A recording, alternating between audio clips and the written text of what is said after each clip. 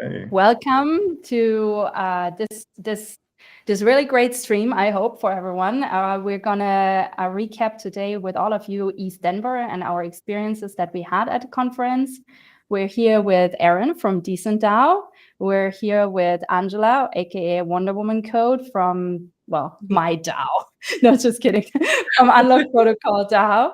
It's really great to have you with us so we get some more voices. Also coming into the live room just now, Rachel on Chain. Hey, can you hear us? Rachel, you here? I think Rachel is still figuring out audio. Let her figure out audio. That's fine. We have time for that. So I wanted to move first into introductions so everyone knows everyone before you guys actually share your experiences. Felt like more intimate approach to all of this. So Aaron, would you mind sharing a little bit about yourself, what you're doing at Decent DAO, and what brought you to ETH Denver this year? Yeah, absolutely. I am actually relatively new to Decent DAO. I just joined about 3 weeks ago. And my first introduction to the team was actually at ETH Denver. That's part of what brought me to the conference. Obviously, I was going to the conference because it's an amazing event every year. I love it. It's a great way to connect with people, sort of refresh your attitudes. But I'm the head of marketing at Decent. We're building still so far the only end-to-end operations platform for Web3 orgs. So we make it easy to decentralize, run a DAO, launch a token, manage your community, run streams, and organize your structures. And so, yeah, I've been sort of getting onboarded in the last 3 weeks and drinking from the fire hose and having a great time. But yeah, it's great to be here. Thanks for the invite. That's great you guys made it because thanks to Hats Protocol, which Nick is from, we all were brought together at the Hats and Friends event, right? This is what kind of brought us together and also inspired doing this stream. So giving it off to Angela next, and after that, maybe Nick. You guys want to introduce yourselves?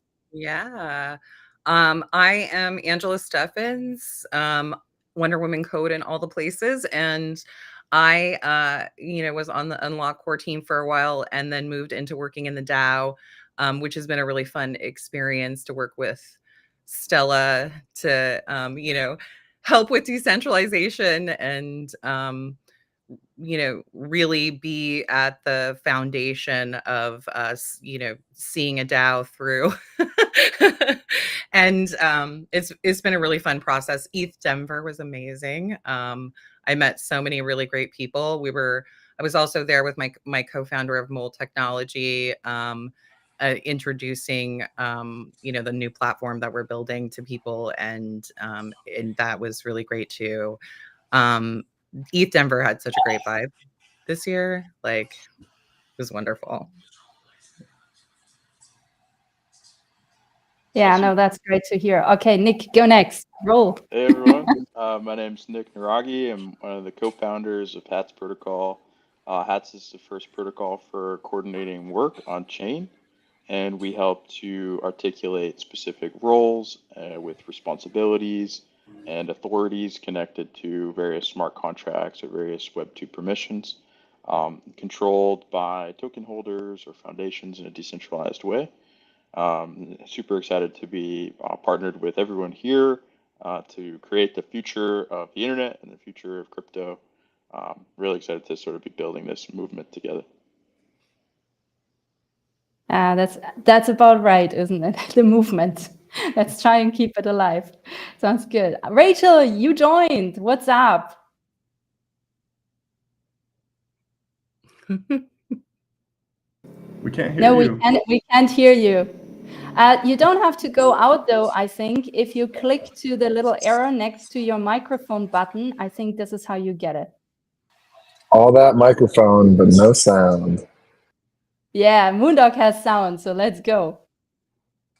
Awesome. Yeah, great to see everybody. My name is Parker. I'm the co-founder and CEO of Decent Labs. We've been building on Ethereum for the last 8 years. First as an agency where we worked on dozens of projects in the space during the ICO bubble, the crypto winter, DeFi summer, the second crypto winter, the great thaw. And now I'm hoping that this age of the DAOs and of the regenerates is like truly upon us, and really excited lately to see so many projects with meaningful social and or environmental impacts being made as a result of leveraging this technology and taking a more holistic view of organizations. Really excited about DAOs as a potential vehicle to take the best parts of democratic systems like governments and hyper effective action systems like corporations, and perhaps combine them into something new and exciting. And yeah, I also feel a lot of love for everybody on this call. They're all people that have inspired me or helped me in some way, and older new friends that I yeah, really enjoy talking to and spending time with. So I'm excited to be here today. And I guess if we're recapping on ETH Denver, I can't wait to get down on that too, because I have opinions on things. So good to see everybody. Someone is eager here. Rachel, are you with us now? Can you hear me? Yay! We can hear you. Awesome. Introduce yourselves. Hi, everybody. Rachel on Chain you. here. I'm sorry, what'd you say? I said, introduce yourselves to the few people on the internet who don't know you. Awesome. Well, hello, everybody. My name is Rachel on Chain. I do business development at Decent Labs. I work here with Parker and Aaron, and yeah, had a chance to connect with many folks on the Unlocked team. Actually did a podcast with Julian and Chris for On-Chain Media. Have connected with Will. Shout out to Will, who's listening or watching right now.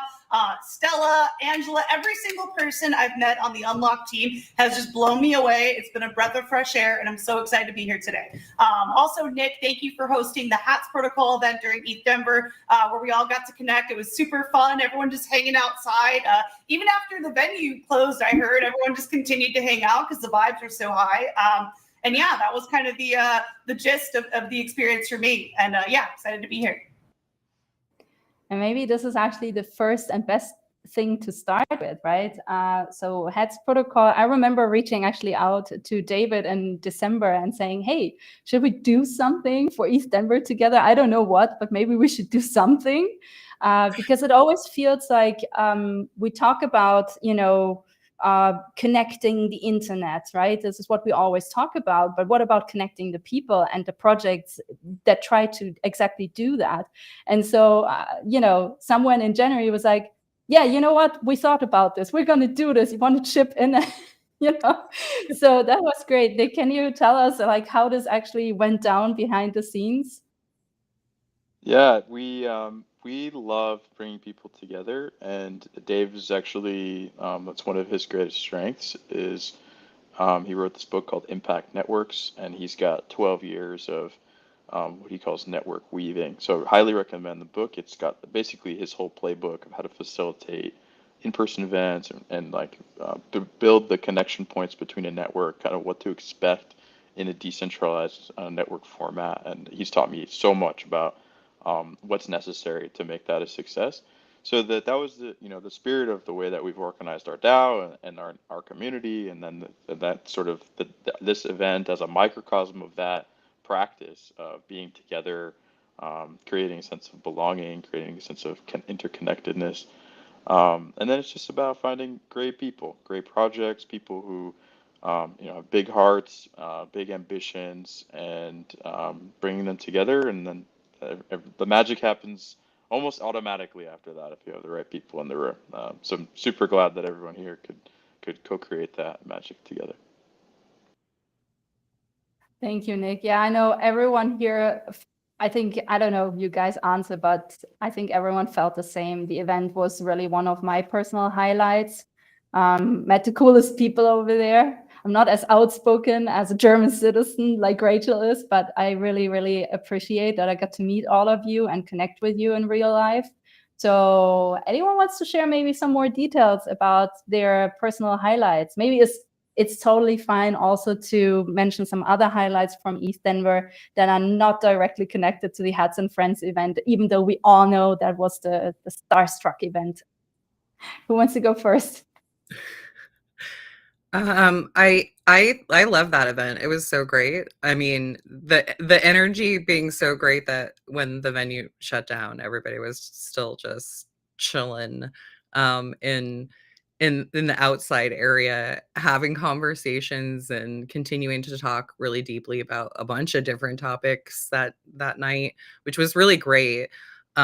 Made some connections with people I had known online for quite some time but never met in person, and got an opportunity to meet some new people. There were like so many other groups that are interconnected with everyone here. That impact network is definitely working. There was Raid Guild, there was Green Pill, there was a whole bunch of other people there that are doing some of the other really impactful things in the space. And it was just the right vibe to have all the conversations. And actually, so many of those conversations turned out to be even deeper things that happened after the event, which that's the magic for me when those things happen, right? Like when it snowballs, when it snowballs into the next thing and the next thing. So that was really fun. Because like I met the guys from Green Pill, and now we're working on an AI agent for Unlock together, and we're like working on all kinds of initiatives that actually came from meeting people there. And it's like that's the things I love to see happen. Yeah, those are great examples. Anyone else wants to share their highlights before I get to the part why everyone's actually watching this live stream? The ugly parts. Ugly part. Yeah, I mean, I'd love to talk a little bit about the Hats event and as like a microcosm of like the space in general. So the Hats event was really interesting because, well, let's start outward, right? Like I think ETH Denver, our industry, and just the individual people I know are all maturing and sort of like growing up, and whether by choice or by force. And I think some are very like reluctant to that. I'm very excited about crypto kind of growing up because I think we're in this place where like, the counterculture movement that was Bitcoin many, many years ago is sort of, you know, um, composting. And at that point, to me, it's like there's no reason not to progress. And riding this like roller coaster over the years of like every time our space grows to this point of like seeming like reaching escape velocity, there's the scammers and the pump and dumps and the greed and this stuff that just seeps in and sort of like ruins the party for everyone. And I for one am like sick of that and just don't want it anymore. And what was really cool is like how ETH Denver as a conference and as a social hub and as a very important part of Ethereum's culture and of the culture of what we call Web3 now, has matured and changed, and in some ways, good or bad, not sure, but it's different, and change is a lot for people to handle. And what was cool about the Hats event was like I had people there that I consider friends that were sort of all operating on these different levels of that transition. I have friends there who are like strongly resisting this maturation or like evolution of crypto into an industry, right, as it has become one. And I had friends there who are on the totally other end that are like facilitating that evolution.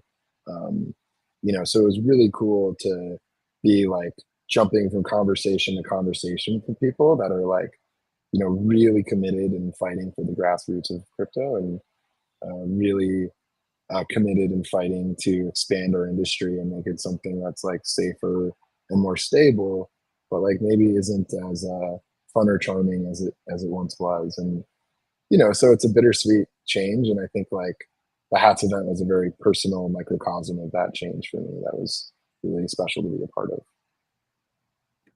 Honestly, kind of piggybacking off of that from a slightly different angle, I saw a lot of, okay, so I live in Denver and I saw my city change for this event, right?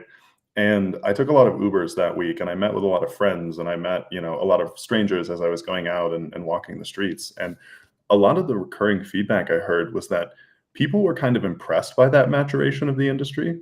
They didn't realize, I had one Uber driver tell me, he's like, man, I didn't realize crypto was more than just XRP, which killed me. Like, I cackled, and he was like, what did I say?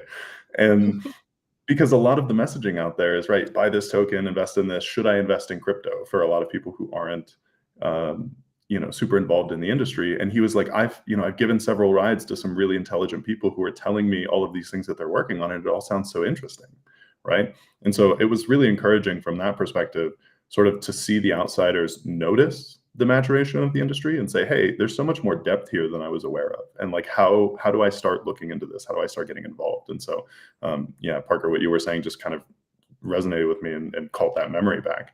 But yeah, I think it's a net positive as well. Ethereum is for everyone.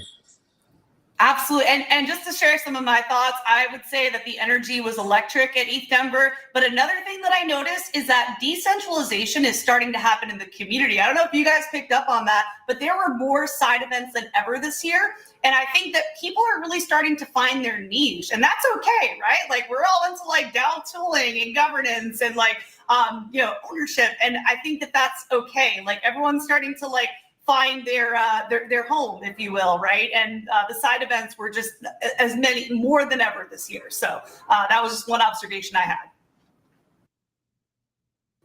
Yeah, that's absolutely right. I observed that as well. Like, even in advance to ETH Denver, looking at crypto nomads, at like all of these pages that just list all of the events, and I was like, oh wow, this is becoming huge. But at the same time, I think for like, if I would have to do a recommendation to other communities, I would say, like, let's always do something that Heads Protocol did this time, right? I think that was a very, very clever move because it brings aligned projects together.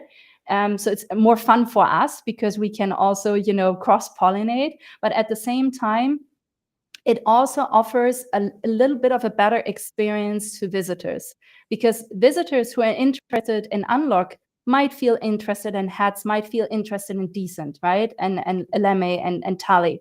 So bringing these, bind them together makes it easier for the visitor, because for visitors, it can turn a little bit into a nightmare having to put 20 different events per day on their calendar. That's kind of a nightmare to do to them. So I thought it was a super smart move. And I know Unlock DAO. So when I say I actually mean Unlock DAO would always want to do this again, right? Because it just makes sense, and it preserves a little bit the energies of the visitors, because I don't know how you felt after the conference, but it took me to a week. And I finished my report to the stakeholders, and then I crashed, like, so bad. I haven't been crashing in years like this, right? So yeah, that's sad. Well, Stella, I had the same. Yeah, it took me a week to put together my gigantic Notion doc. It's running down everything that happened. It's a work of art. But there's lots of emojis.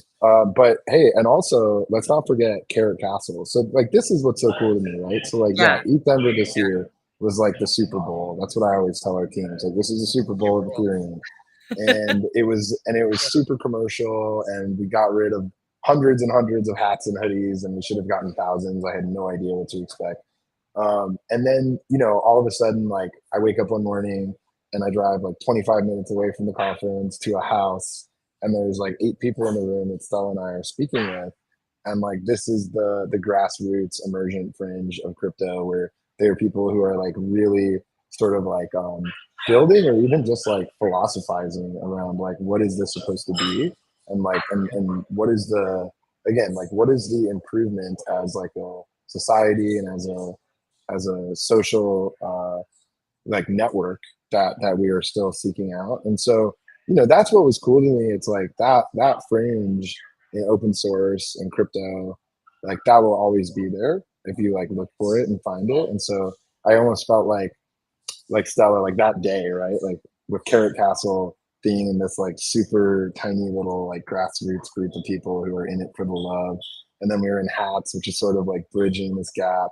And then I like go to the conference, and it's like bright lights and action, and I'm on stage, and there's, all this stuff going on, and it's all there, you just have to look for it. So that made me really happy. I felt like I got a really complete experience that week. It honestly, it reminds me of like South by Southwest or Art Basel or something like that in like the grander scheme of things, where you have this major event, but that wasn't really the point.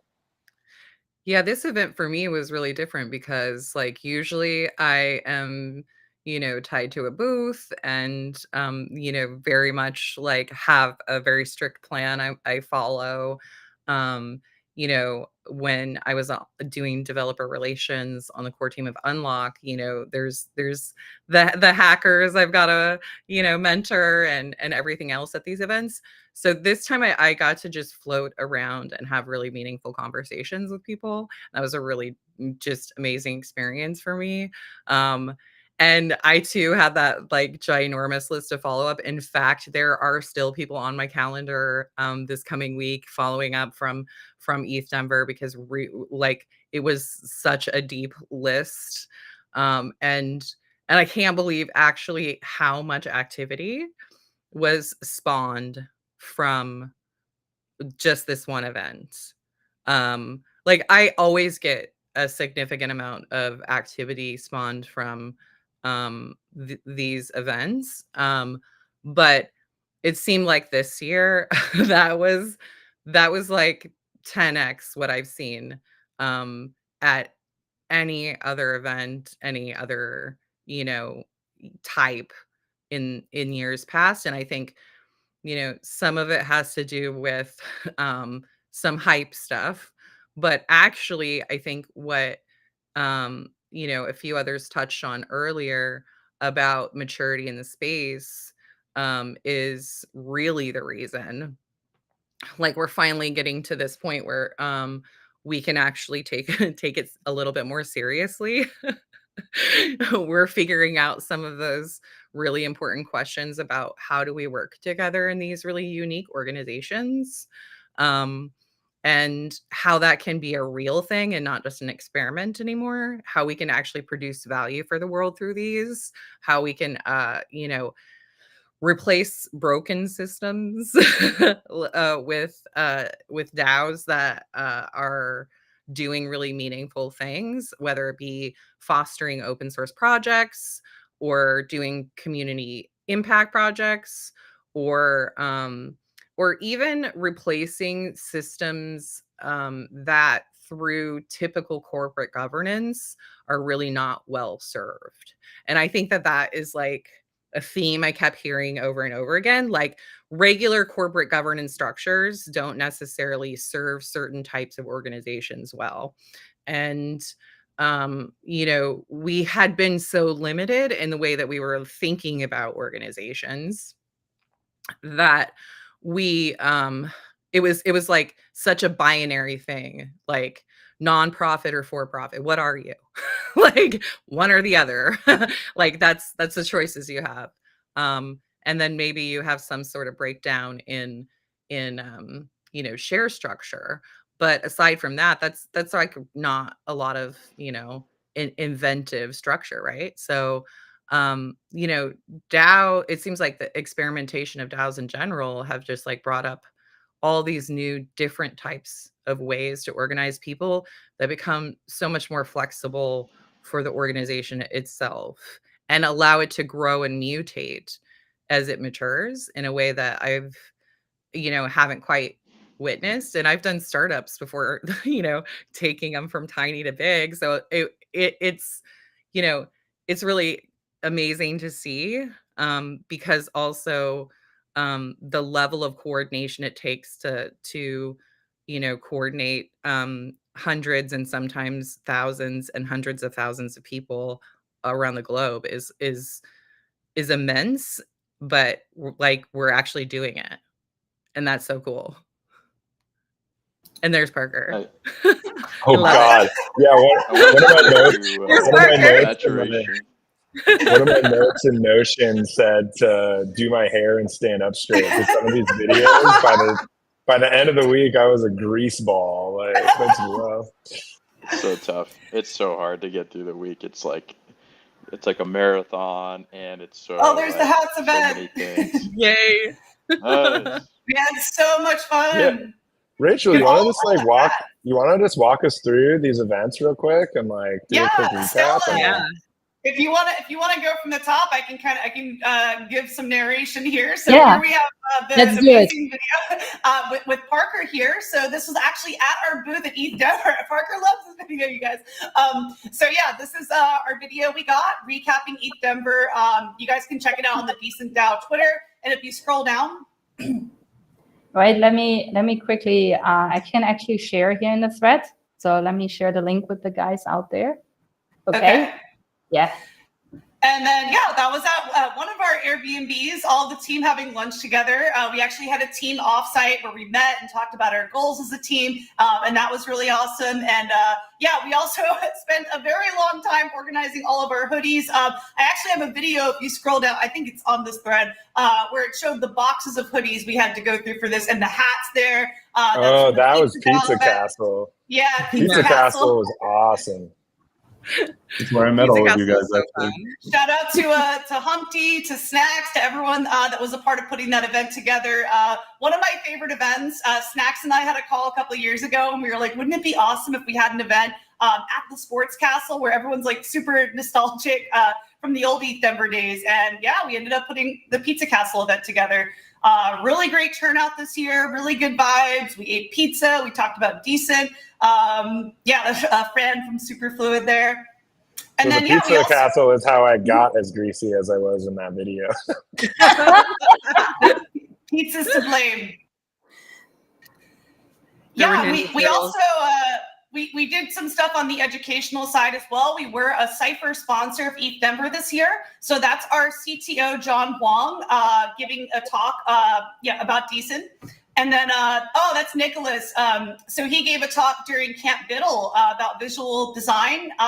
Seriously, I felt like I was in a college classroom during this. It was really good. And then, yeah, also announced our bounty. Rachel, you were literally in a college classroom. That's why you felt that. Yeah, I mean, I guess it was just very educational, is what I'm trying to say. Nicholas. Today was day one of ETH Denver.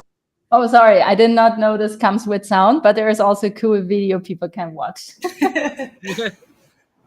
And then this was the main event, right? The hats event. We just had so much love here. I love how we're calling that the main. This was the main event of ETH Denver, you guys. It was. It felt like it. It was a great night. We had hats on hats, literally hats on our hats. You guys are so cute. Awesome.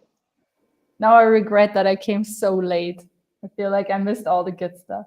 Parker, you should cover the On-Chain Legal Summit as well. That was awesome. Yeah, so this was really cool because, and I mean, talking about like the maturation of our industry, right? Like, so this was something I have wanted to do for a very long time. Actually, I can shout out NFT Mommy, Steph, if anyone knows her, because she actually, I was talking to her about a year ago about how frustrated I was at how long it was taking cryptocurrency to be taken seriously, and my fears that like, as our work is kind of, reverberating in the world, that it's going to get, watered down and turn into something that we don't want it to be. And she was like, well, why don't you go to DC then? And I still haven't been to DC, but what you're looking at right here is a picture of a policy expert from the Blockchain Association, the largest lobbying group on behalf of our industry in the country. We're looking at an independent director of Cayman Foundations who works with, dozens and dozens of DAOs to keep their founders and contributors safe. We're looking at some of the most forward-thinking and visionary lawyers in the space that are like doing extremely creative work to make what we're doing, possible. And it was just awesome. Like, we all got together on stage, and I learned some really cool stuff. Like, one of the topics we covered was that in the United States, like, there are currently laws being worked on that will include decentralization as a key factor in what makes a token different from a security. And like, that's been the goal all along. It's like, let us do this the way that we think is right. Let open source be disclosure, right? Let permissionlessness be information transparency and access. I mean, if you build a system in the image of Bitcoin or Ethereum, I would argue that it's certainly operating on a moral high ground to any corporation or the requirements of corporations to IPO. And that was really a lot of what we talked about. Is like we can actually set the bar higher, and as a result, I think we'll end up in a place where even in the United States, we'll be able to do what we want as long as we're like sticking to the ethos. And it was just a beautiful thing to see and a beautiful thing to be a part of. So I was really happy, and it was kind of a bucket list item for me to just like, me, a lowly autodidact developer talking to the bigwigs. It was pretty cool. Also, the turnout was great, which shows me, I think, like Parker was saying earlier, the sentiment is shifting towards maturation in our space, right? People wanting to learn how they can start a project compliantly, legally, and with respect to the regulatory climate. So we definitely saw a lot of interest during that. And yeah, there's Parker loves this one. So yeah, this was actually our fireside chat at ETH Denver we did as well. Parker, do you want to touch on that? No, we talked on stage. It was cool.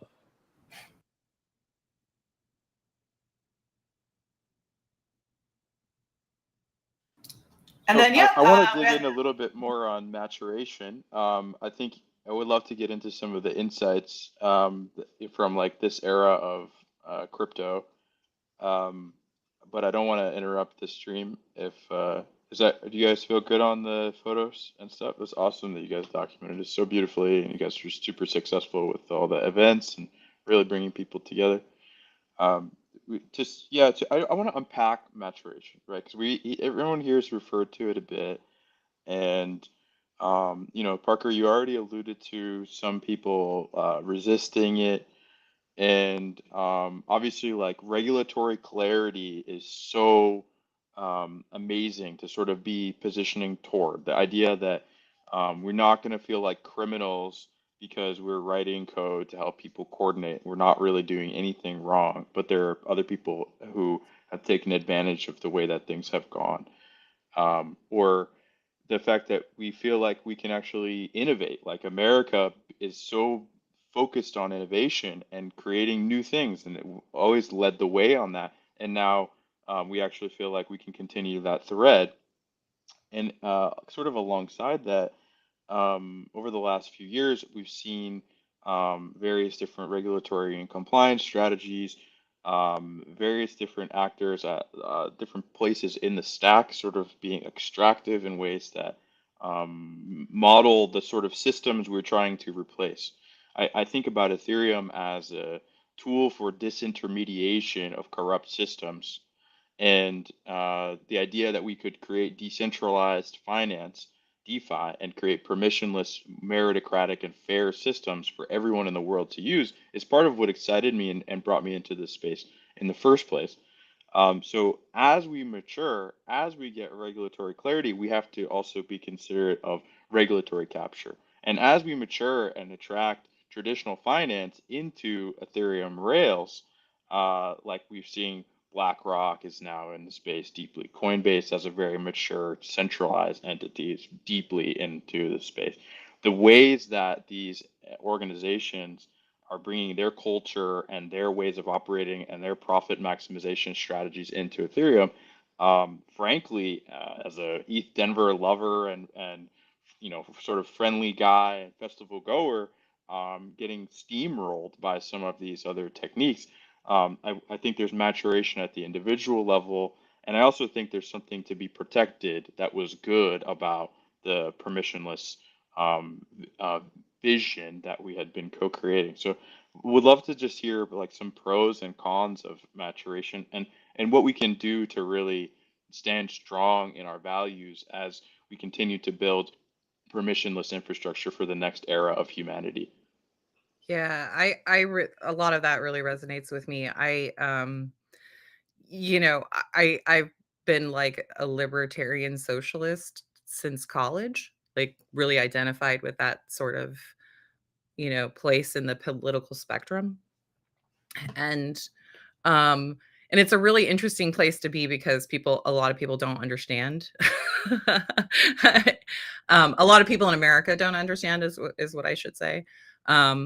Because I actually, in speaking to people all over the world, I think there's people in other places that understand much better where that's coming from, that you can couple different types of economic systems and make participation in economy is a choice and not a requirement. And that there is a place in the world for that sort of thing. And that economic structures don't need to be singular for a people, however they're grouped together, whether that's, online or in a state or whatever that might be. And it for me, it's like bringing some of these ideas forward, weirdly, like almost maturing with my life, right? Like a lot of these came from, you know, a natural process of learning in college, um, through, my early days before I changed my major to computer science when I was, you know, um, going after sociology and interested in political science. And, you know, I think that part of that was like that transition from sociology to computer science sort of like helped me have like a foundational understanding of how these things could be done. Um, and and like blockchain technology and distributed networks um, gave us the physical substrate, so to speak, to make these things come to life. There are people, not just technology. And I think that's the thing that a lot of people lose track of in some of this. They start talking about it from only the financial perspective and not the human perspective. Um, but along those same lines, like some of the, positive some things that I saw come from ETH Denver even was like I I was joking the other day. I had to fly to Denver to meet somebody in Washington who, could open a green pill chapter with me. It was like, because I just so happened to bump into somebody from Everett, Washington while I was there. Um, and having things like that happen where we can like continue pushing things forward and thinking about organizations in a different way. And now I have somebody to work with me to start lobbying at the state of Washington since I live in the capital here. And that was like some of my goal, is to say, how do we move these things forward? Not just talking to the federal government, but start smaller, start in my city. It's a capital city. So, start here at the capital city of the state and then at the state level and then go up from there and sort of make it inevitable that it happens the right way. Like, because Yeah. the grassroots of it just won't allow anything else. And I think that's really important. And as opposed to trying top down, like growing things bottom up. Yeah, And I think it's really interesting how what Moondog said about, how Carrot Castle was an inspiring event because it was so grassroots. Then Nick concluded and said, hey, with maturity also comes essentially responsibility. And then you're confirming this.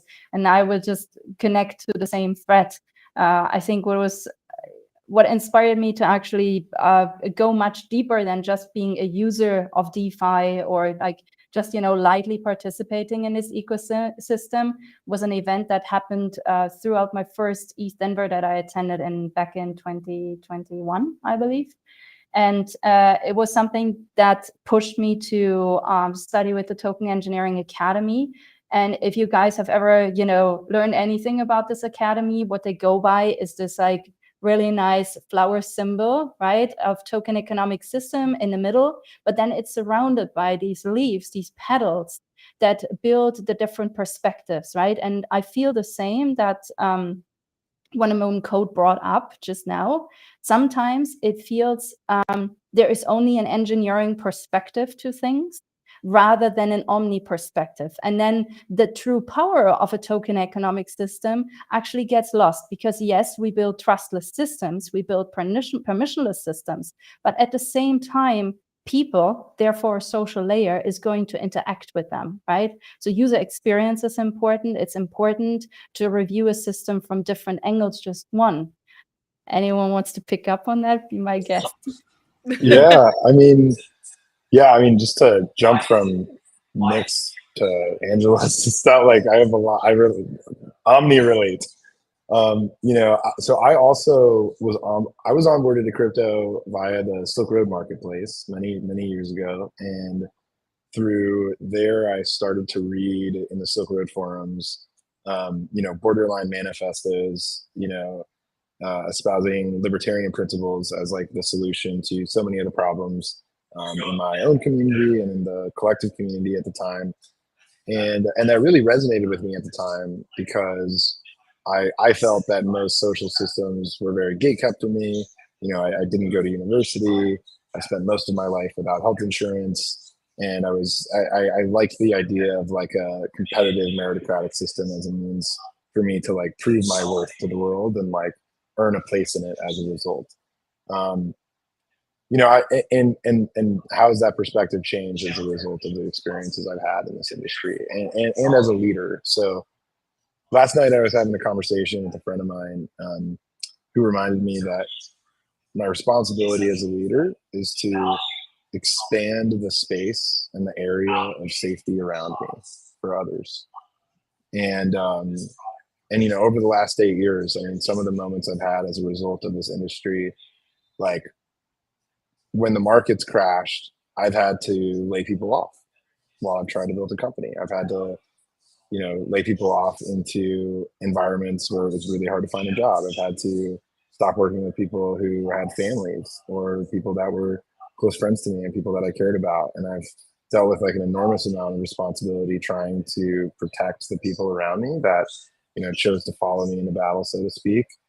And when I look back at those times, like, the most recently, like the 2022 disaster of Celsius and FTX and Three Arrows.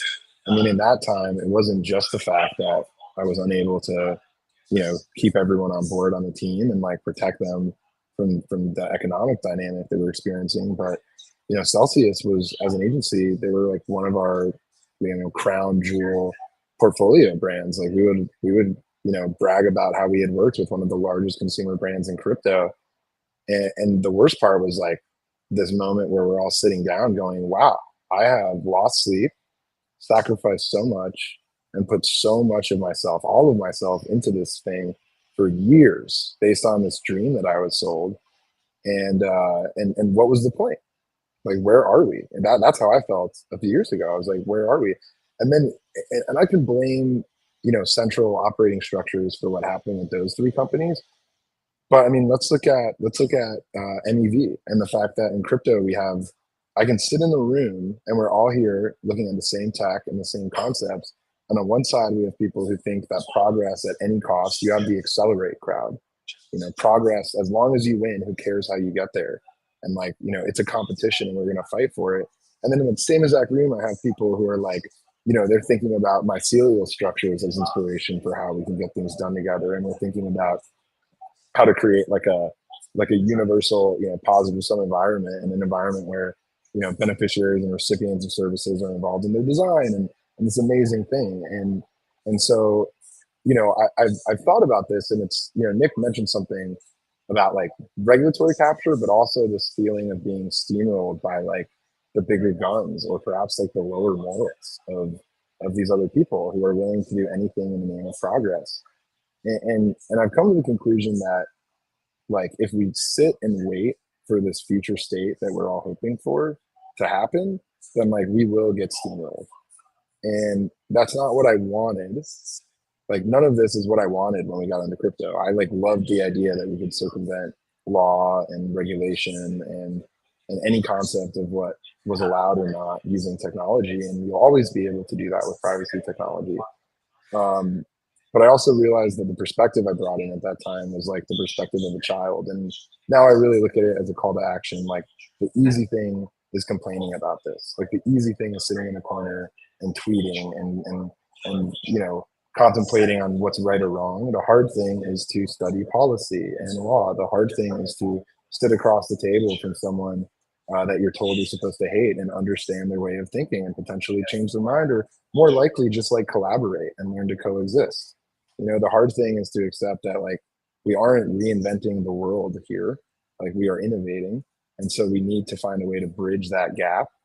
And I view that if you're a person whose life has improved as a result of your involvement in cryptocurrency, like myself and I think so many others I know, then we have a responsibility to level up and to take our power, to take our agency, and to create that future that we want, because no one's going to do it for us. And those people that Nick's talking about, they're around and they're fearful, and that makes them reactive, and it makes them really, really crazy, and they do this crazy stuff. And like, we have to stop it, you know, we have to do our own thing. So you know, that's my take. And like, I think that it's a more responsible route to accept the fact that like we're not going to steamroll them.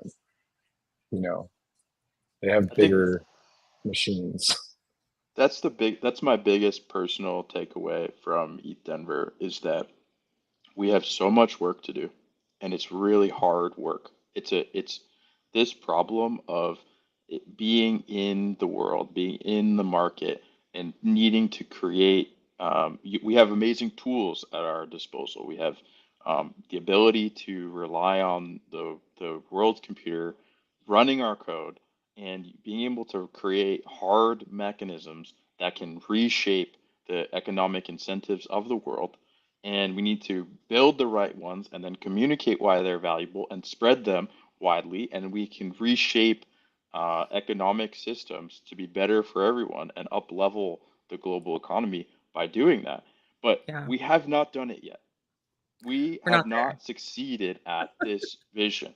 And when you're talking about Celsius, talking about FTX, talking about the current situation of meme coin extraction and other forms of extraction are happening right now, we have not yet accomplished this. And that to me, I agree with Parker, is a sort of wake up call that calls me into the next level of my journey in this space, which is like, oh man, like no one is coming to save us. We have to figure this out. And I'm so glad to be amongst you all, because I see you as allies and collaborators in this journey. But I honestly left ETH Denver feeling that the burden is the large burden, that this is a heavy weight on our backs that we are trying to carry, and we have a lot of work to do to accomplish it. You Man, said, I left ETH Denver Absolutely. knowing yeah, everyone feels what Nick just said. Sorry. yeah, Everyone feels you. You're I left inspiring. ETH Denver knowing that if we don't figure it out, you will. Yeah. And if you don't figure it out, our other friend will. And if they don't Yeah. figure it, like, there's so Yeah. fucking many of us now on the right side of things. Like, we aren't going to fail. That's not going to happen. And we just have to watch each other's backs as we go through it. not alone in it. Like, was a really good Amen. feeling from ETH Denver. Like, Alex and I came to ETH Denver because, you know, this idea that if nobody else was, you know, we need to do it, because if nobody else was, because Alex and I were like working on some other you know, crypto and AI systems together, and realizing how dystopic that could possibly be.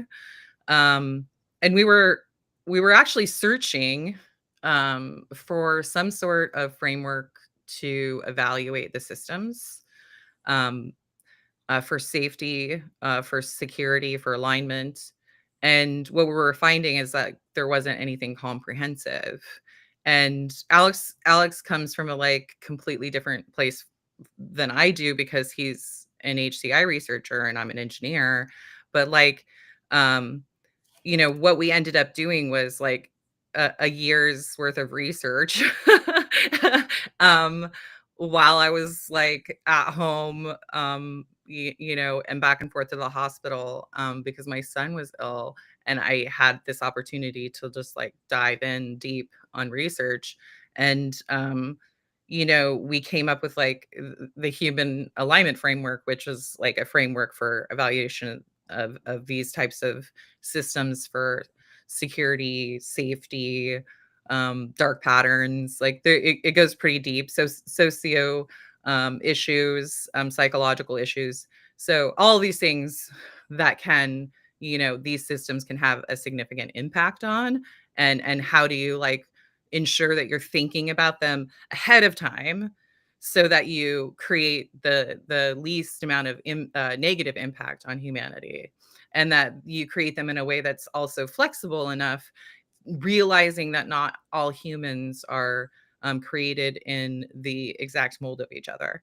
So, you know, it's about, we quite literally named, you know, our company Mold Technology, because the idea was, you know, molding technology into something that fit humanity, um, and not having technology, you know, have the sorts of impact on humanity that has been negative that we've seen come from things like social media and the grifts in blockchain and so many of the other you know, negative impacts of technology that we've seen pop up. And as these systems get more complicated, we need, you know, larger and more comprehensive frameworks for evaluating them.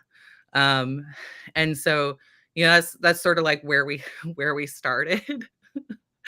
But the whole goal was like, hey, how can we think about these things up front? How do we accelerate, but do it in a way that's towards humanity? Um, so And like, because I Angela, want, sorry, I just yeah, go got ahead. all excited. So I am completely convinced at this point that with those systems that like, and that's above my pay grade, but the systems of coordination and like actual like governance structures that are being designed, and like, you know, like different types of like voting and different types of, you know, democratic like decision making. So I'm convinced now that the only way that we experience real world adoption of these systems at like scale and in commercial environments is if we use them ourselves to build something of note. Like, I think for a long That's time right. we've been expecting that because it's so obvious to us that like a Fortune 500 corporation, eventually someone will find this format and go, oh, that'll be cool. But like, this is for them. We're actually taking away power. We're taking away some degree of agency. A great example. I have two wonderful examples for this that mostly just have to do with the environment. One, Patagonia, many people don't know, is largely responsible for the conversion of cotton farming to organic cotton in the world. Patagonia was only able to do that when they became the largest customers of cotton from a bunch of notable cotton farms, and when they became one of the largest clothing retailers and manufacturers in the world. And so they used their weight as this commercial entity. And by the way, they got there through conventional farming practices and conventional manufacturing practices to then say, hey, we're not buying this anymore if you don't convert to an organic practice that doesn't just decimate the land that you're operating on and doesn't result in this chemical runoff into the water systems around you. And only then were they able to force, right, using the power of capitalism, they were able to force a positive change in the world. Another example, I remember once seeing someone, a friend of mine, when I lived in Miami, who made fun of me. I'm an avid waterman. I love diving, boat surfing, whatever. Who made fun of me for how much I cared about, you know, coral reef health and water system health and blah, blah, blah. And he was drinking a Liquid Death, you know, the canned water company. And Liquid Death is so awesome because they marketed an alternative to plastic water bottles to a category of people who generally don't care at all about reducing plastic consumption. In some cases, because of its politicization, make fun of it. And so like now there's two great examples of brands who like basically have like snuck in an environmental impact into the world, but only because they were able to sell it and only because they were able to succeed on the traditional rails first. So I would say like the day that we see a corporation adopt the DAO format is when we have one that we've created ourselves that is notable enough that they go, I'm scared. We have to do this. You know, they're like our biggest customer is a DAO, and they just told us today that if we're not on chain, that they're not working with us anymore. When that happens, the adoption will happen. Right. Yeah, I think you're right. This is also why it is one of the reasons that I got out of fashion is exactly that, right? I was part of the system, and I worked actually in haute couture. This was my dream. I always wanted to do this, right? This is why I went through so much struggle to actually get accepted at the university that I finally got in, was because I knew I had to be among the best to get to that point. Then I worked in haute couture, and guess what? No one pays you. If no one pays you, you cannot make a living, right? So eventually over time, you start to think more realistically, and you're like, okay, fine. Then I got offers from private clients. And I was like, okay, I accept some private work, right? And eventually it put me in contact with an agency from Munich, and then I worked for them. And that was obviously fast fashion work. And because I'm not so terrible with communication, I speak 3 languages now. I was the one who got sent to the manufacturers. And just FYI, these factories are super well maintained. They're super clean. They're super highly efficient. That's not the problem. But you know what stunned me was this pile of neon pink jeans, probably like 20,000. At least that is how I felt. And in my mind, it just went in. I was like, who the hell is going to wear that next year? When no one gives a crap anymore, excuse my language, about neon pink jeans. And it just hit me, I've become part of a system that I never wanted to be part of an organizational structure that I did not appreciate for anything. And this is when I guess I encouraged my first midlife crisis. I was like, hell, what am I doing here, right? Like this just doesn't feel right from any point. And this is what eventually, slowly, I think, paved the way into crypto. Of course, there was like a financial component. And the more I learned, then I founded my own community. I was like, this can drive change. If we start doing it, if we start connecting with people who do similar things, have similar beliefs, this is how we can change, right? Kind of like a silent revolution that's like happening on the underground. It is getting ready while the world burns. At least that's the visual that I like to think about to keep myself calm in everyday life. I think this is how we accomplish it. Another takeaway I had from after East Denver was we need to connect more with, I think Rachel brought this up before, with, governments on location where we are, right? So, oh, yeah. Right? Recently, Unlock actually presented, certifications in the Peruvian Congress. This is a very, it's a tiny success, right? But maybe it's a stepping stone. Maybe it's a stepping stone because there are still enough people also in the Peruvian government who don't believe corruption is great, right? So there are those people. So finding those people, aligning with them, and educating them slowly about what blockchain tech can actually do for them and their constituents, I think it also has a lot of power. So it's more about like reaching out to them, I feel, than them reaching out to us because they're super scared, right? They don't know, I want to say how good of a people we have here. They don't really know. But showing them and reaching out, I also believe it can do good. Yeah. And I just want to comment there a couple of things because you got me excited now. I want to give a shout out. I see some comments from people coming in. I want to shout out to the Creators LLC. This is a quote from him that has really resonated with me. We were talking on a space the other day. He said, "We are the people we affect, and we are the causes we spend our time on." And that just resonated with me because I think about the things that I show up every day and do and like what I'm spending my time on. And I feel like now is the time to really align with the groups who are making an impact, will align with your values. And Stella, I want to also bring it back to what you were saying about activating in your local community and government. I mean, some of you know the reason that I'm in Berkeley, I actually started working with the vice mayor and city council and actually created this study showing different cities around the world using blockchain and gave my recommendation to the city as a legislative aid on how the local government can apply this at the municipal level. It's honestly, if I can do it, it's like anyone can do it. If you raise your hand in your local community and you want to get involved, it is possible.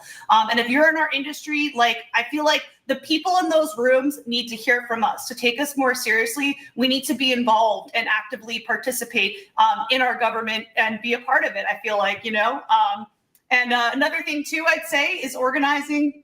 I see a bunch of comments. Just organizing in your local community. It doesn't have to be at the government level. If you want to do a meetup, like I just did an event with Stand With Crypto in San Francisco. It's like anyone can just step up and do something and activate. So yeah. Anyway, Stella got me excited. quick prompt. I know that we're running out of time here, and I would really, Stella just inspired me because I have seen 20,000 neon pink jeans in crypto, and it's broken my heart. Yeah, For real. Not to get dark here, but perhaps as some inspiration, as some fuel, could I prompt each of you to tell us, like, when have you had that moment here? Like, when have you seen the 20,000 neon pink jeans in our space, because it's happened to me, and it took me a year or two to recover, to be honest. Should I be the courageous one and go first? Fortune favors the bold. Everyone's going to drop off right after yours.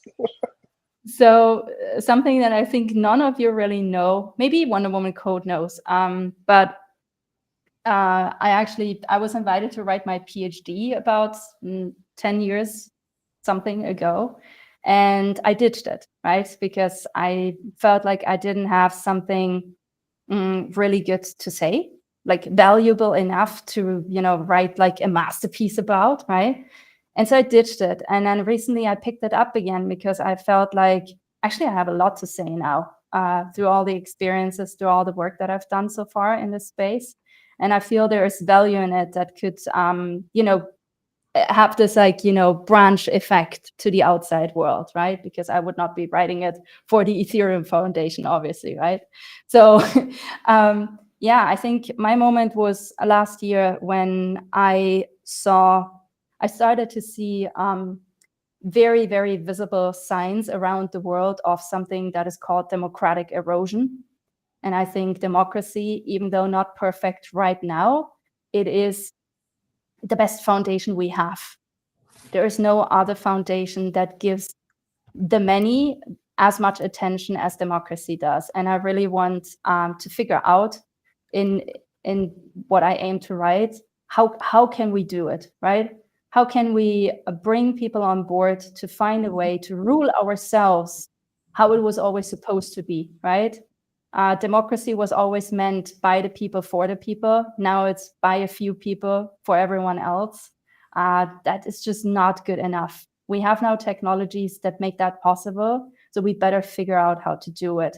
And the other component of that is that we also need to take people with us, right? So what we've always been forgetting when inducing change is that not everyone is as fast as us. Hell no, right? Some people are slow. Some people need time to adjust. I think Nick said it before. Change is not always easy, or actually Wonder Woman Code said it, right?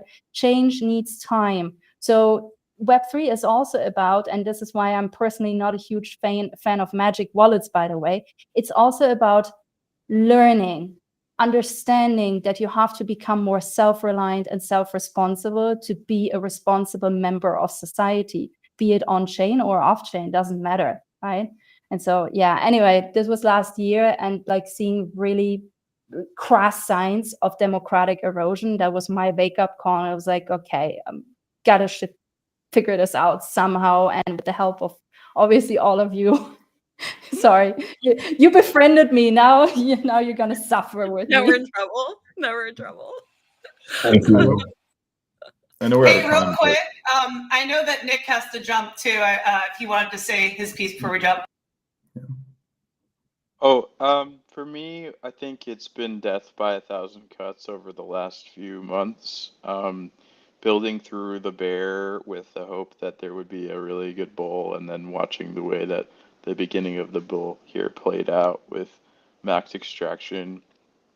I mean, the little kid flipping off the camera, 20 bandos thing was like stabbed to the heart, and then Trump token was the big one. That was really hard, and the Argentinian guy, and then Libra, yeah. yeah, and then some of the stuff that's been happening with ENA has been really tough.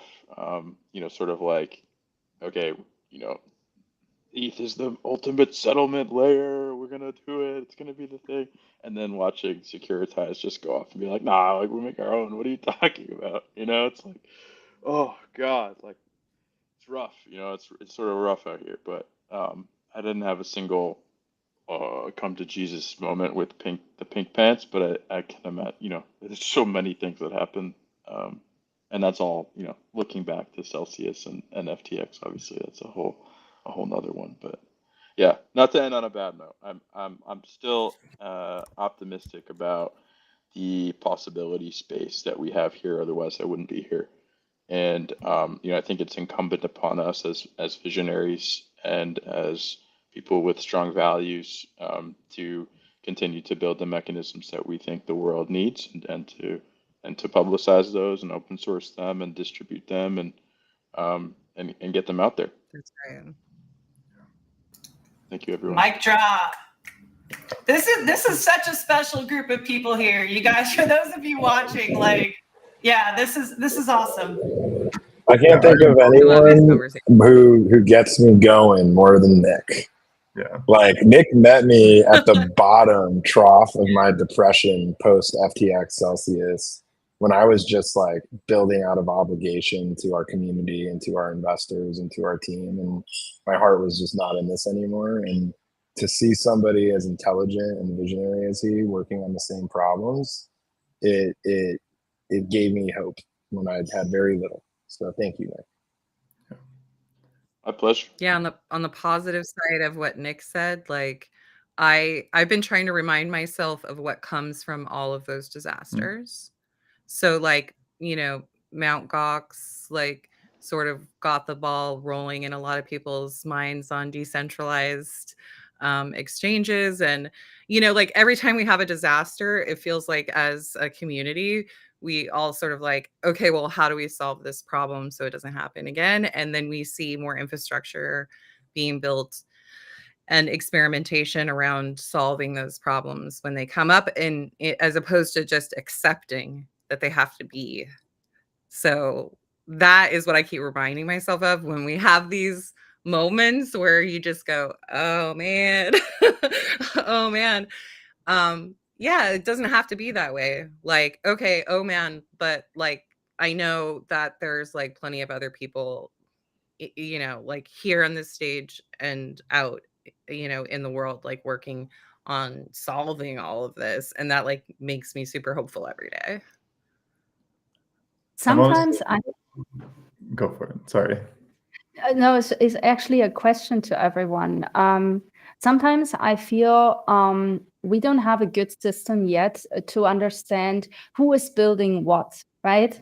So unless you're a part of this space for quite some time, so you know some of the bigger names or the names that have been around for longer. And thank you, Nick, for joining. Thank you. Totally fine. You got to drop. We will miss you though. Yeah. Bye, Nick. Thanks, everyone.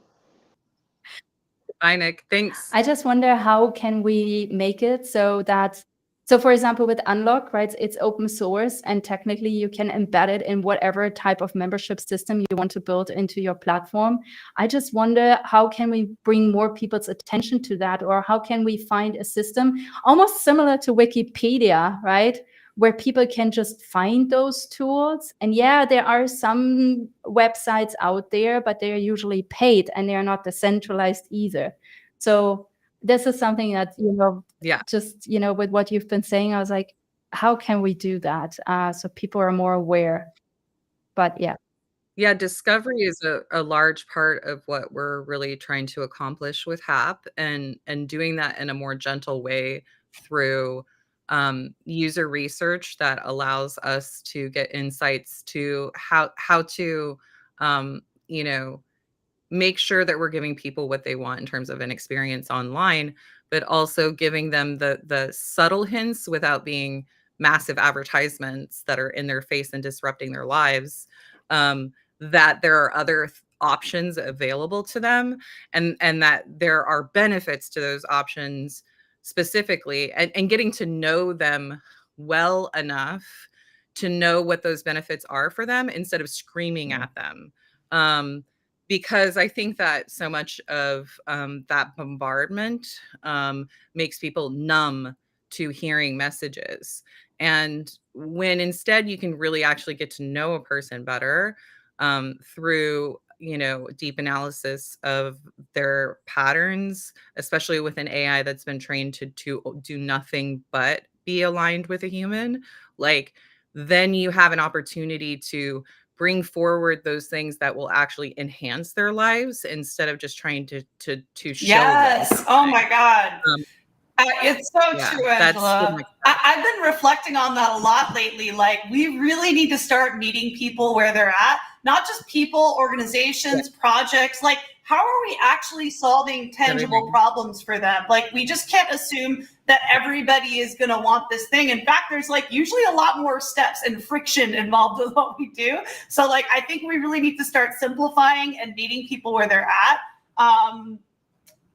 Okay, sorry, I just saw a comment come through. I do want to say, like, for our agenda today, we do have a portion where we want to open up for Q&A. So if there's anyone watching or listening right now that has a question, we can see all the comments coming through. So if you want to share or ask anything, if anything has piqued your interest, feel free to drop a comment or a question. And then Aaron, I know you wanted to share something as well. I just wanted to further the points that everybody was making and really latch on to what you were saying, Angela, that like, I think it all kind of starts and ends with our communication. And I'm biased as a marketer, as you know, someone who works at a DAO. Like I am, and not to get, I know a third of us have already dropped off, and so they won't even hear this, but I'll make them go back and watch it.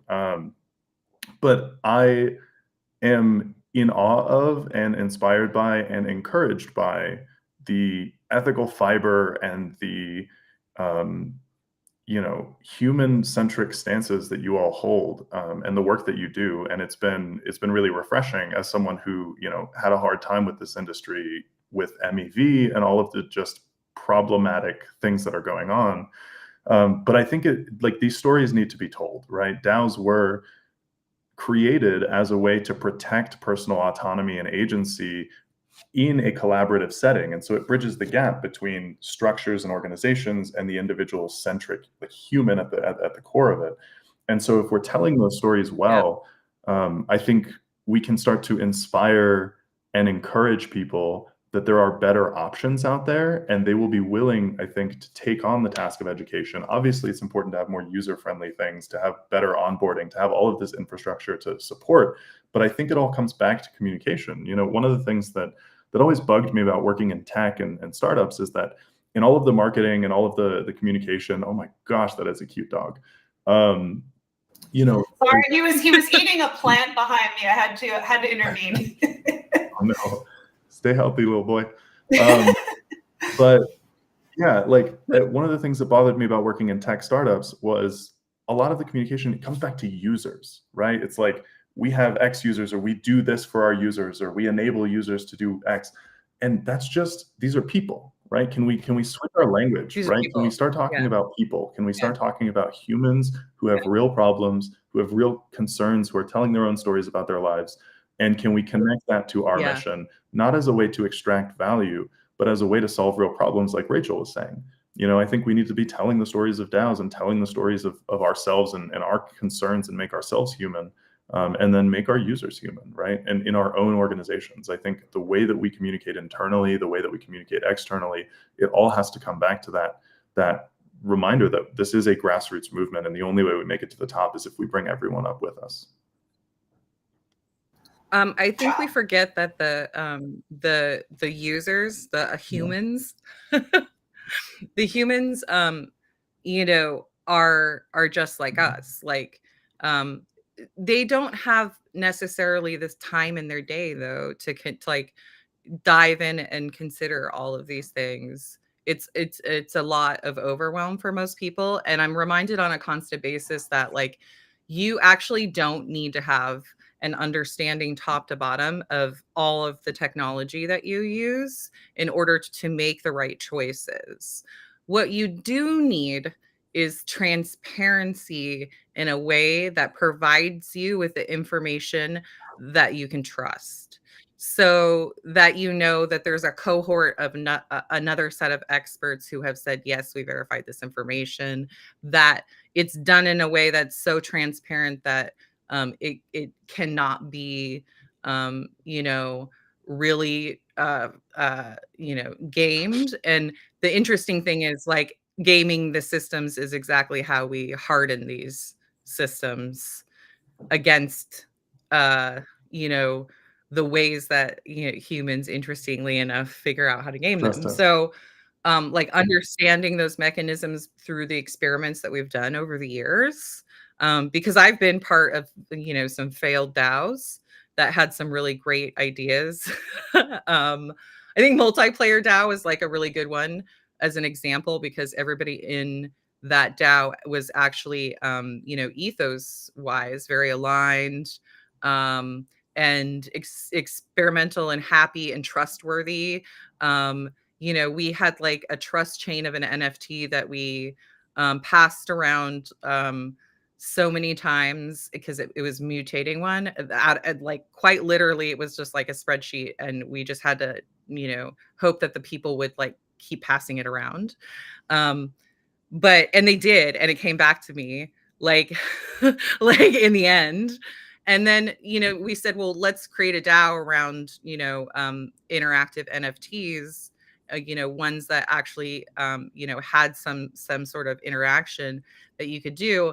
And how do we, do that? Well, we didn't know. So we just like created a multi-sig wallet and like stuck some of the interactive NFTs that we had in it and created treasury. But ultimately it wasn't really well organized, and we didn't have the tools. They weren't very mature at the time, and we were all busy with other things, and we didn't really know how to foster it. So that was like a failed experiment, but there was also so many learnings that came out of that. Alexi, who had started Intropes, ended up building an EIP out of that. That was like EIP 50/50 for interactive NFTs. It gave me a bunch of ideas of ways that I could use unlock NFTs to make them become interactive. Danny and Unlocked DAO ended up building this fun little game on EIP 50/50 using unlock tokens. Like it sort of just like snowballed into a bunch of other things, even though it was like ultimately a failed experiment. So like if we keep just working on these things, some of them are ultimately going to fail, and that's okay. Like it's what comes out of them after that, like the learnings that happen, and examining what those are and just being really honest about them. Like we're honest about the bad things that happen in the space, that we, learn what the next step needs to be. Yeah, too true. Keep going. Makes sense. So there was a request from one of the viewers, which was like, "Hey, when are we going to go back to the cringe stuff?" So I think we kind of owe this to the audience, because I promised in the beginning. Now I'm sorry, you three are stuck here to take that burden on to yourself. Just kidding. The cringe. And everyone's just dropping out in like seconds from now. All right, time to go. Yeah, tell me like your most like cringe thing that happened East Denver, and it doesn't have to do anything with the event itself. Maybe an experience that you had where you're like, what the hell? I thought I was in a good space here. So who wants to go first? Most cringe. I promise. Aaron, you got one? Something I know, it's not that cringe, but it's something that gets on my nerves like so much. And I might be taking this prompt the wrong way, but something you see in Silicon Valley a lot in like the Bay Area is all these billboards by institutions and they don't make any sense to anyone who doesn't know exactly what the language is. And so it's like, the best B2B SaaS cloud computing infrastructure. And you're like, I'm driving by this. Jargon. What does that mean? And there's a billboard here, downtown Denver, still up a month after ETH Denver, or three or so weeks, 4 weeks, still there, right in the center of town. That is, I'm not gonna name names, but there's an EVM chain that bought a billboard for this prime real estate, and it just says the most efficient EVM development environment for Web3 coders. And I thought, or like something along those lines. And I thought, that's great for your target audience while they're here, but also this was your chance to speak to everyone in Denver about what you're about. And you're an EVM, you're a chain. So you have so much going on in your ecosystem. You can onboard, like this is an opportunity to speak to the world, and you used it to get people to like scratch their heads and kind of like wave it away. And so I don't want to name names because I know everybody's doing their best, and it's hard out there, marketing's tough. But to me, I cringed when I saw it, because I was like, man, only like 4 people are going to understand what this means. You couldn't unsee it after seeing it, and now you probably have to pass it multiple times, so it's even harder. I got you. I hear you about this. Happens all the time and it stands out to me too. Rachel, what's your Yeah, I have a moment and I'm trying to figure out the right words to explain it. It was pretty rough. I just messaged Parker about this. Okay, so yeah, I was listening to our CTO's talk in the Biddle Hub building, and someone came up to me and Parker was nearby. And said, "Oh, you're Rachel on Chain." They're like, "I'm working on this meme," and I'm not going to say the name of it, but basically ended up walking. Parker and I ended up walking with them. They gave us a gift box, and basically the meme was a parody of. Yeah, I gotta find the right words for this. It was just an interesting moment. Basically, some inappropriate parts of Elon Musk. And they gave us like this blingy gold chain and T-shirt of it. I can't even go into all the details here, but an interesting moment to say the least. This sounds super cringe, even though you're not telling us the full thing right now. Use your imagination. Yeah. There's a moment where Elon Musk is on Joe Rogan's podcast, so it's a parody of that mixed with parts. Oh my god! That's all. Oh my god! Okay, super cringe. I gotta unhear this now. Okay. Yeah. Okay. You have. That's the most cringe I can think. I've probably got like two things that really bothered me. I think I went to one event with Captain Southpaw with Alex, and we walked in, and I won't name names, but the event energy was kind of a little dead, honestly, but there was still a lot of people there, and there was a Lamborghini that was just like for no reason. like it literally had no purpose to be there except for to be flashy. And then at one point during somebody talking, there's like an engine revving and the car driving away slowly, and it was sort of like very performative in a way that felt like excess performative, though, like just for the sake of being flashy and showing off something very expensive. And I'm like, what message is that sending? like that's what. And I was like, that's not the message I came here for. This was a side event, by the way. And then secondly, like there's a lot of waste. And that bothers me a lot. Maybe it was because I grew up, in the Pacific Northwest, and, not with a lot of wealth. So wealth from a global perspective, but not from a US perspective. And when I see waste, it really bothers me, but it also bothers me because I understand really deeply, living where I live. I'm like surrounded by a bunch of environmentalists and ecologists and stuff.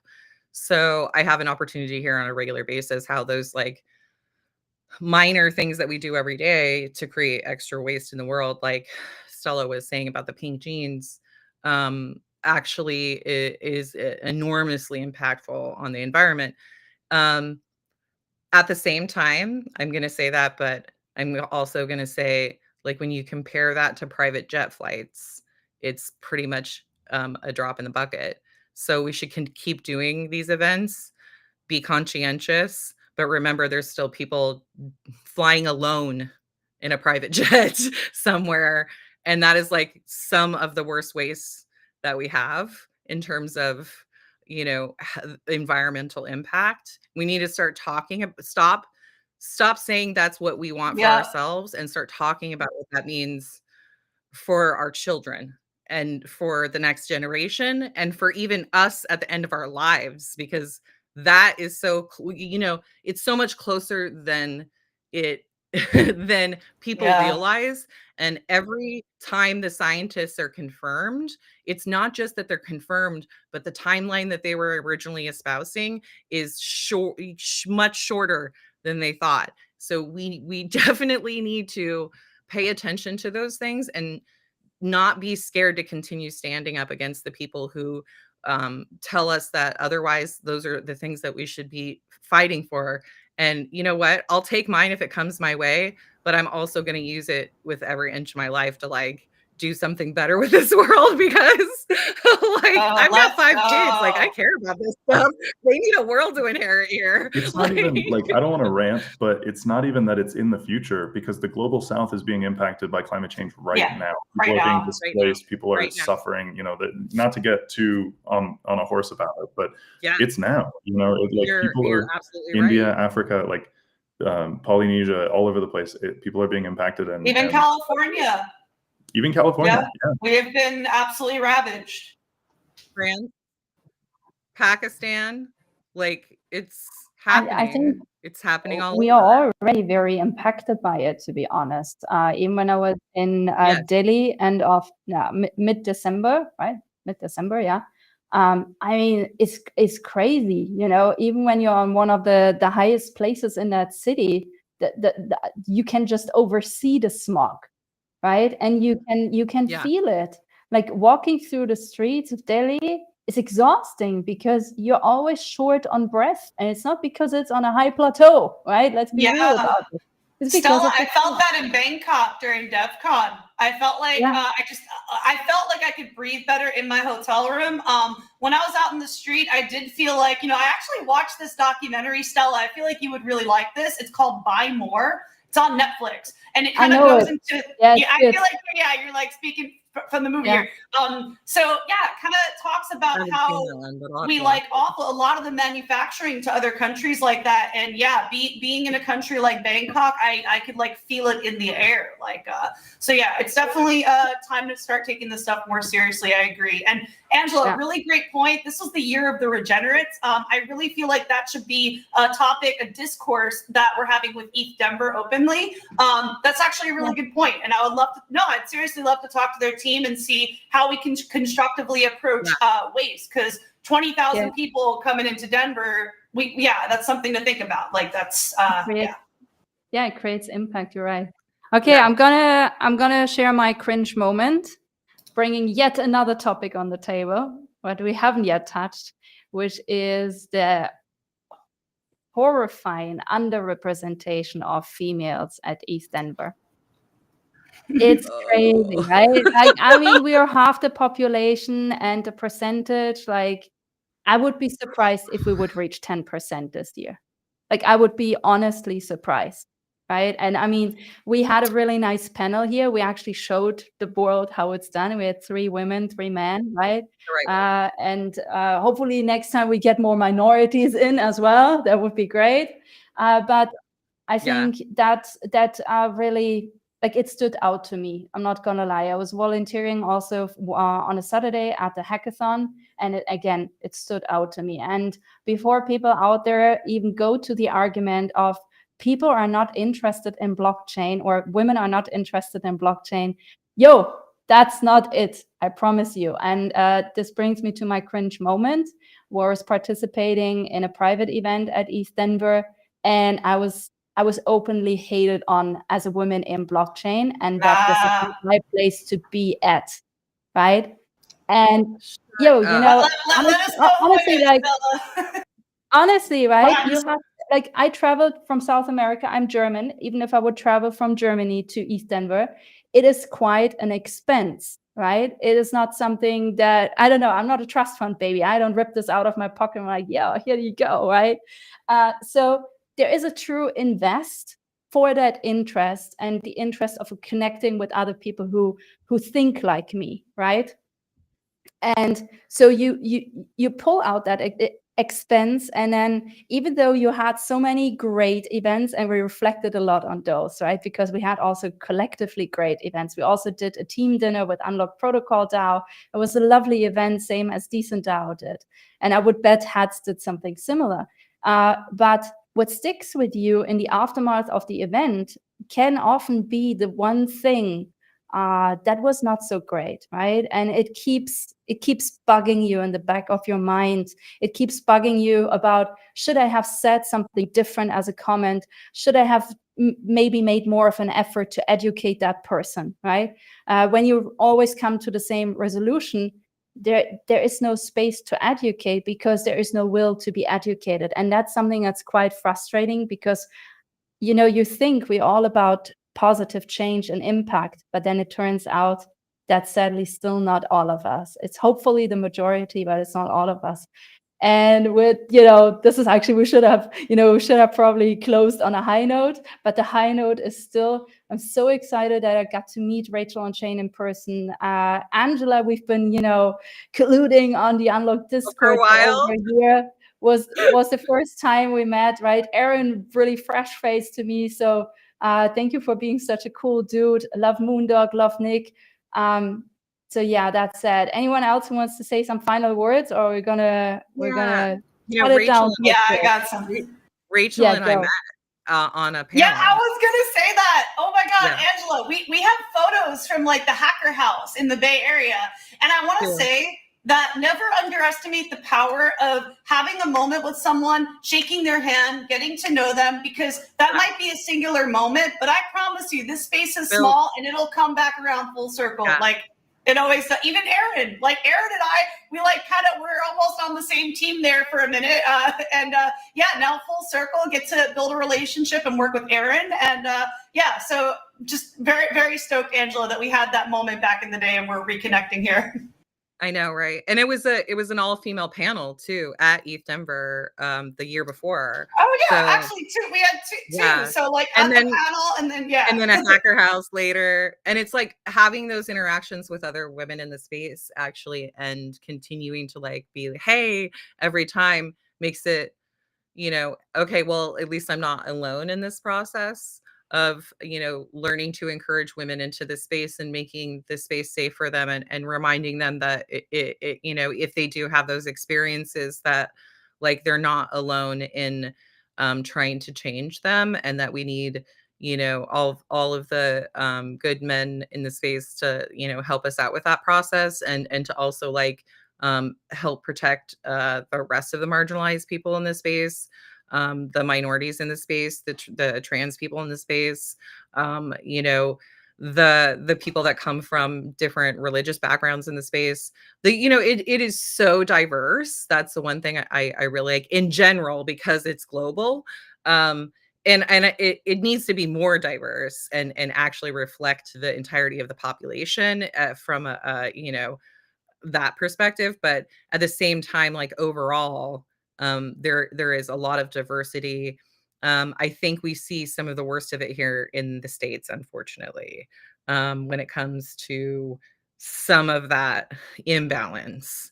I've been working in tech for almost 25 years now. I will continue to fight for women coming into technical spaces for the rest of my life, if that's what it takes. And it might.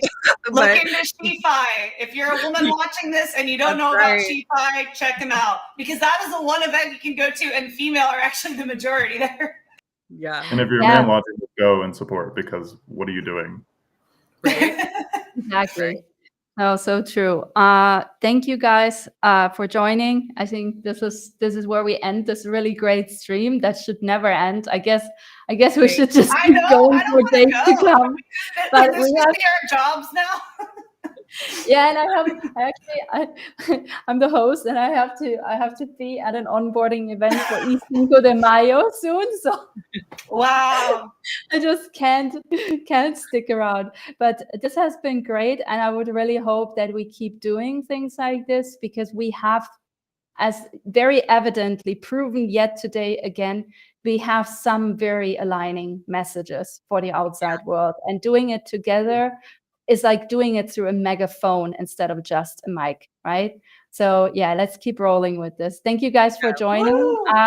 You guys in here, you can stick around for a second. Don't just drop out. But all of you out there, have a nice day, have a nice weekend, and yeah, give some things a thought that everyone said here, right? Bye. Yeah, Bye, happy Friday, everybody.